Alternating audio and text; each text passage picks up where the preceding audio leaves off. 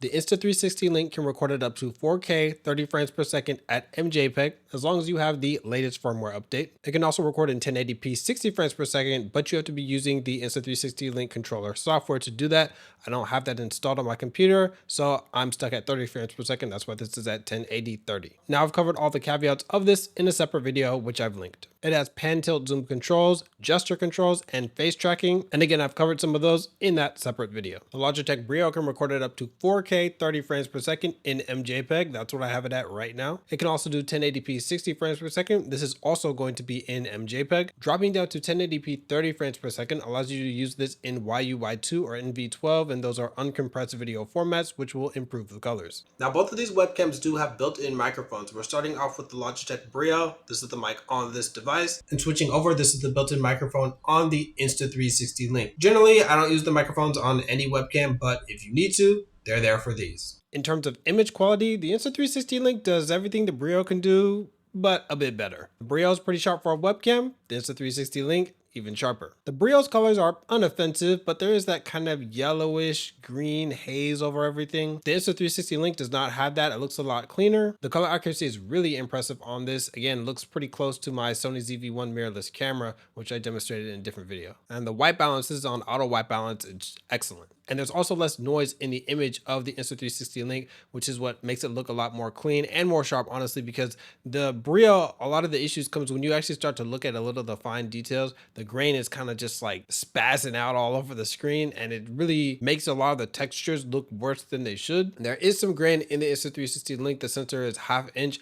Not sure what the size of the sensor is in the Brio. Pretty sure it's a lot smaller. You'll also notice that in dark colors a lot. If you look at like my shirt, you'll get some pretty good dynamic range on the Brio. It's at the cost at a lot of noise and not very much in the Insta360 link. There's still some there though. Now the only real edge the Logitech Brio has in terms of the image quality is the field of view. These devices are actually right next to each other in front of me, a little bit more than arm's length, but the Brio is able to get all this shot. Now some people won't need this shot, and honestly, I don't even need this much of a shot, especially if we're not gonna get a blurry background here.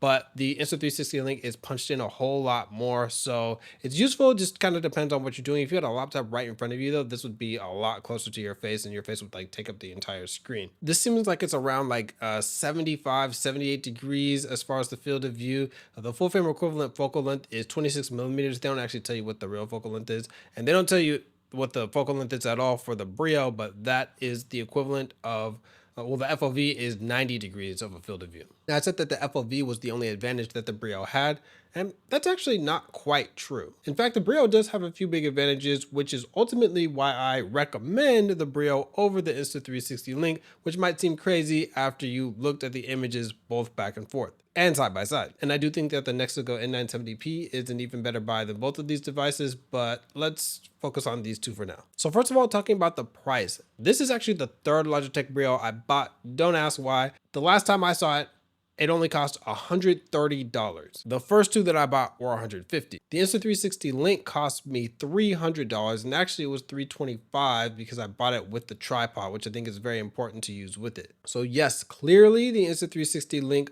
looks better than the Logitech Brio, but I wouldn't say 2.3x the price better. So a second advantage of the Brio is it has all of its functionality intact right out the box when you plug it into OBS. So I can change the shutter speed, which is, the exposure when you go into UVC controls. I can change the gain, I can change the white balance, I can change all these different settings in OBS or any program that can access the UVC controls. All the available frame rates and resolution, 4K 30, 1080 60, 1080 30 with YUY2 and NV12. All that stuff is available right out the box. Oh, and before I forget, the Insta360 link has been freezing on me a lot. Not sure exactly why. I'm actually using it USB-C right now. I'm not even using the adapter, straight into the USB slot. And I just had the Elgato Facecam Pro in there at 4K 60 frames per second. So this thing really should not be hanging.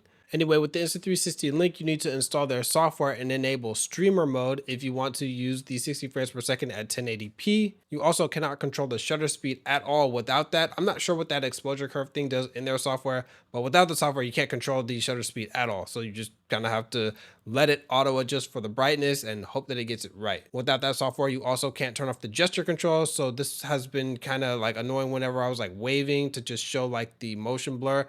Then it would start tracking my face, and it's like, ah, man, I really just don't want you to do that. I'm just trying to show like if it's fluid or not, but Yeah, the Insta360 link is quite reliant on the software. So if you're at work or if you're at any setting where you don't want to be installing that type of software, or if you're just like me and you looked at the privacy policy and you looked at all the data that they're collecting data from your browser history and every software that's on your computer. I don't even know why or how they're able to do that. Yeah, if you're not about that life without the software, this device is kind of kneecapped. All right, so for my verdict, the Insta360 link does definitely look better than the Logitech Brio, but I definitely do not think that it's worth paying $300 for, especially if it's just going to be freezing all the time. If you don't have any concerns about the software and you're able to overlook the freezing issues that I had and some other people had on Reddit, and you specifically need a pan tilt zoom camera and something with AI face tracking, because that could be very useful if you were like a VTuber. If you're in that specific category of people, then yeah, I could see buying this for $300. But for the overwhelming majority of people, no way. Now the Brio is definitely worth $130